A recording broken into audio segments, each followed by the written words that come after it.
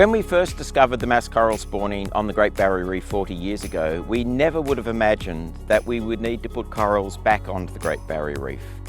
But what happened since that period is that we've had successive mass coral bleaching events, very large crown of thorns starfish outbreaks. Oh, I can smell it. And as a result of that, we've lost a lot of breeding corals from many different parts of the reef. Yeah. Oh, look at that. Yeah. Woohoo! That is so cool. It's a good mix.